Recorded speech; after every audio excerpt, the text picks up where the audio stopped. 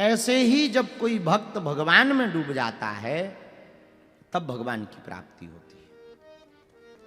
एक जगह रामलीला वो रासलीला हो रही थी, तो जो सत्य घटना बता रहे हैं हम ऐसी बातें तो बोलते ही नहीं, प्रैक्टिकल बोलेंगे या फिर कोई कहीं हुई होगी तो बोलेंगे। रासलीला हो रही थी, हिरण्यकश्यपु एक जने बने थे, छोटे से प्रहलाद बने थे, एक जने नरसिंह बन गए। रासलीला हो रही थी तो जो नरसिंह बने थे वो इतने डूब गए कि उन्हें होश ही नहीं रहा कि हम रासलीला कर रहे कि सही में कर रहे।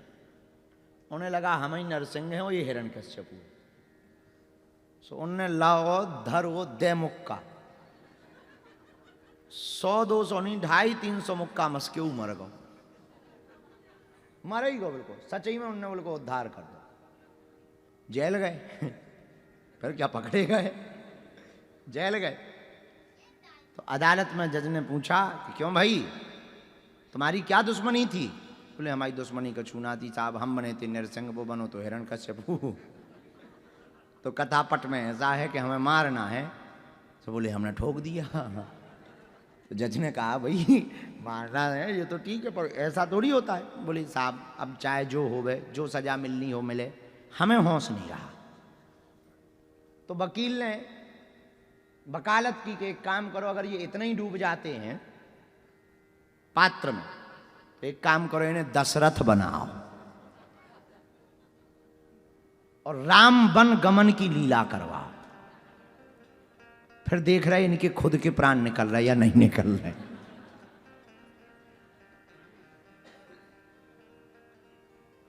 रामलीला हुई कैंपस में, अदालत के कैंपस में वन गमन की लीला हुई, इनको दशरथ बनाया गया, राम जी बन गए। तो सच में वो इतने डूब गए, राम कही राम राम कहे राम कही, राम राम कही राम। 6 बार कहा ना, हाँ 6 बार राम राम कहा। और रामायण कहती है कि दशरथ जी के प्राण निकल गए, इधर इनके निकल गए। इसको कहते हैं डूबना। कोई इतना डूब जाए। भक्तमाल में एक चरित्र आता है तान तरंग वेश्या का। किसका? तान तरंग वेश्या का एक चरित्र आता है, बहुत अच्छा चरित्र है, बहुत प्यारा चरित्र। वो डूब गई थी। तान तरंग नाम की वेश्या राजा के सामने गई, तो जो गायक थे उन्होंने गीत गाया, मैया में तो चांद खिलौना ले, ठाकुर जी मचले हुए हैं, आओ जरा गाओ बजाओ ये।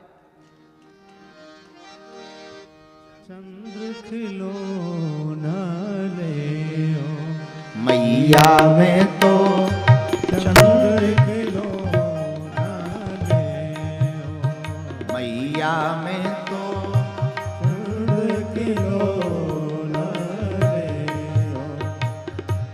चंद खिलौना ले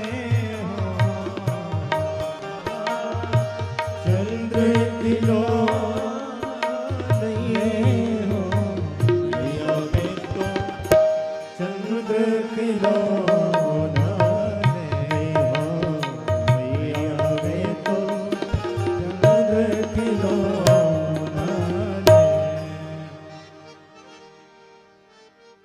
बहुत देर हो गई, वह चुप ही नहीं भाई, नाचती रही और गाती रही, मैया में तो चंद खिलौना ले हूं। राजा ने इशारा करा कि अब बंद करवाओ, और बंद तो तब हो जब वो कोई नाचने वाली हो, अब तो डूब गई, वो विलय हो गई।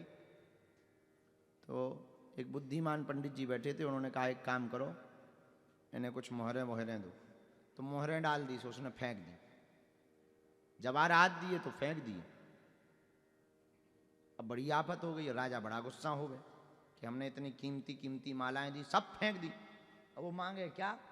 मैया में तो चंद्र खिलौना ले मैया में तो चंद्र खिलौना ले।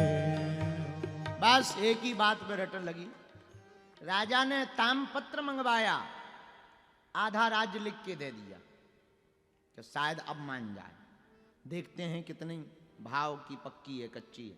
और जहां तामपत्र फेंका सोई उसने तामपत्र भी फेंक दिया और फिर नाचते हुए कहती, मैया में तो चंद्र खिलौना ले हो, मैया में तो चंद्र खिलौना ले। चंद खिलौना ले हो,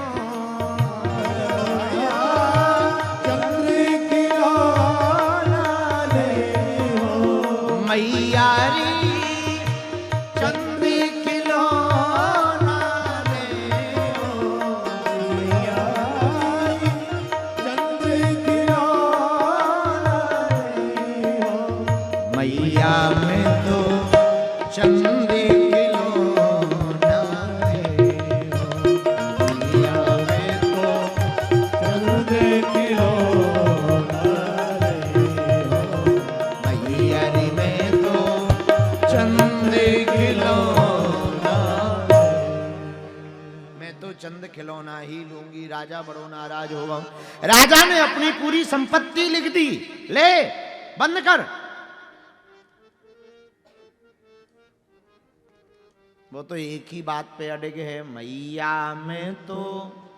चंद्र खिलौना। आप सुनकर के चौंकेंगे, भक्तमाल जी में चरित्र ऐसे तो लिखते नहीं है। एक दिन रात भर नाचती रही, मचली रही, 24 घंटा हो गए। राजा सो के भी आ गए, वो ज्यों की त्यों मछली बैठी, थक रही, गिर रही, बेहोश हो रही। और जब होश आवे, मैया में तो चंद्र खिलौना ले हो, मैया में तो चंद्र खिलौना ले। अरे चंद खिलौना नहीं हो, मैया चंद्र खिलौना ले हो, चंद खिलौना नहीं हो, मैं तो चंद खिलौना नहीं हो, खिलौना नहीं हो, मैं तो चंद्र खिलौना नहीं हो, मैं तो मैया में तो चंद्र खिलौना नहीं हो, मैया में तो चंद्र खिलौना नहीं हो, मैया में तो चंद्र खिलौना। 24 घंटा बाद एक महात्मा जी जब आए, राजा से बोले ये ऐसे नहीं मानेगी, इसको सच में चंद्रमा देना पड़ेगा। राजा बोले पागल होगा, अब चांद कोई देने वाली वस्तु है। तब बोले वही उपाय करो जो यशोदा मैया ने किया था। एक थाली में चांद को, झूठा मूठा चांद को दिखाया और उसी चांद को पकड़ने के लिए वह जो है तान तरंग धपकी गई और वहीं पर फिर जो है गिर गई। तब जा कर के उसका जो है भाव से वो बाहर निकली। जब दूसरे दिन राजा ने कहा कि हमने इतने जवाहरात हीरे मोती दिए, वो क्यों नहीं लिए, और जो है नकली चांद के जो है प्रतिबिंब पर तू रीझ गई। तब तान तरंग कहती है महाराज जरूर ये नकली है, पर भाव मेरा असली था। प्रतिबिंब नकली है पर भाव मेरा असली था। इस प्रकार की विलय जिंदगी में जब आपकी आ जाएगी, प्रभु के प्रति इस प्रकार का समर्पण आपके जीवन में रंग चढ़ जाएगा, तब हमें लगता है ठाकुर जी की अहेतु की कृपा हम सब पर निश्चित रूप से होगी। इसको विलय कहते हैं। क्या कहते हैं इसको? इसको विलय कहते हैं, डूब जाना। इसको कई बार तुम देखते होगे, कई ऐसे गुरु होते हैं उनके चेले बिल्कुल गुरु जैसे दिखते हैं, स्वभाव भी वैसे ही, बातें भी वैसे। हमारे तो नहीं है ऐसे। हाँ, हमारे ऊपर मत ले जाना, हमारे आसपास ऐसा कोई है ही नहीं। हाँ, भगवान की कृपा है।